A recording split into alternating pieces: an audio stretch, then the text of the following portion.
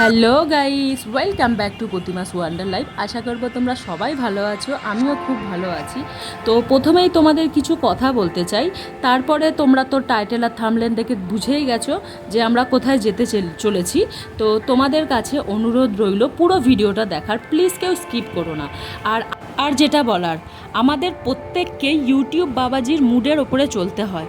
সেই বড়দের মুখে শুনেছিলাম না, ঠাকুর যে ফুলে সন্তুষ্ট হয় তাকে সেই ফুল দিয়েই পুজো দিতে হয়। ঠিক ইউটিউবও সেই রকম। তো চ্যানেলে মানে শুধু আমারই না, প্রত্যেকটা মানুষকে বলছি, কারোর চ্যানেলে বা আমার চ্যানেলে সাবস্ক্রাইব করছি, বন্ধু করছি, প্লিজ এই কথাটা কেউ বলো না। এতে চ্যানেলের খুব ক্ষতি হচ্ছে। বলবে তোমার পরিবারে এলাম, তো আমি ঠিক বুঝে যাব, আমার অসুবিধা হবে না। তোমাদের আজকে এমন একটা জায়গায় আমরা নিয়ে এসেছি যেখানে যেতে কার না ভালো লাগে। সেই জায়গাটা হলো প্রিন্সেপ ঘাট। হ্যাঁ, প্রিন্সেপ ঘাট এই গরমে দুপুরে প্রাণ যায় অবস্থা। গরমের ঠিক বিকালে আর ঠিক শীতকাল যখন হবে, শীতের ঠিক দুপুরে নরম রোদ ভরা ঠান্ডা ঠান্ডা দুপুরে ফ্যামিলির সাথে সুন্দরভাবে সময় কাটানোর জন্য এটা একদম পারফেক্ট একটা জায়গা। এই ব্যস্ত শহরের মধ্যেই আমরা পাবো গাছ, সুন্দর বাগান, অপরূপ স্থাপত্য, নৌকা বিহার, গঙ্গার বুকে সূর্যাস্ত দেখার সুযোগ। তারপরে তো খাবার দাবার আছেই, ফুচকা, আইসক্রিম স্টল। যা আমরা কলকাতাবাসী সবাই জানি, জেমস প্রিন্সেসের নাম অনুসারে 1841 সালে এই সুন্দর স্থাপত্যটি তৈরি করা হয়।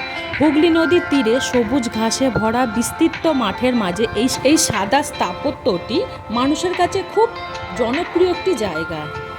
খুব সুন্দর একটা পার্ক, সবুজে সবুজে ভরা, চারিদিকে গাছগাছালি দিয়ে সাজানো। পার্কের মাথাতেই দেখা যাচ্ছে বিদ্যাসাগর সেতু। তো সব মিলিয়ে মোটামুটি খুব ভালোই লাগছে। মোটামুটি ভুল বললাম, দারুণ লাগছে সব মিলিয়ে। তো আমরা আগে একটু আমরা যাচ্ছি প্রিন্সেপ ঘাটের দিকে, আর এইদিকে পাঁপড় ঠাপড় বিক্রি হচ্ছে। তো বাকি যে স্টল আছে, ফুচকা, আইসক্রিম সব বাইরে আছে। তো একটু প্রিন্সেপ ঘাটের দিকে যাচ্ছি আমরা। আর এগিয়ে যেতেই ঠিক এর পাশেই রয়েছে চক্র রেলের একটি স্টেশন। এই যে তোমরা দেখতেই পাচ্ছ স্টেশনটির নামই হচ্ছে প্রিন্সেপ ঘাট। তো আমরা ওপারে যাচ্ছি। এই প্রিন্সেপ ঘাটে অনেক বইয়ের শ্যুটিং হয়েছে, বিভিন্ন ধরনের সিরিয়ালের শ্যুটিং হয়েছে, যেটা আমরা টিভিতে দেখেছিলাম। তো এই সব কিছু নিয়ে কলকাতার প্রিন্সেপ ঘাট দার্শনীয় স্থানগুলির মধ্যে একটি অন্যতম। এখানে প্রবেশ করার কোনো মূল্য নেই, সম্পূর্ণটাই ফ্রি। অতিরিক্ত গরম হলেও আমরা এসেছি ঠিক সন্ধে হওয়ার মুখে মুখে, বেশ ভালোই লাগছে। 1840 সালে জেমস প্রিন্সেস 41 বছর বয়সে লন্ডনে মারা যাওয়ার পর তার অবদানকে স্বীকৃতি দেওয়ার জন্য কলকাতার এই ঘাটটির নাম রাখা হয়েছে প্রিন্সেপ ঘাট। ব্রিটিশ যুগে 1841 সালে এই ঘাটটি তৈরি হয়েছিল। প্রথম দিকে ব্রিটিশদের যাত্রী বাহিনী, জাহাজের যাত্রী এই ঘাটেই ওঠানামা করতেন।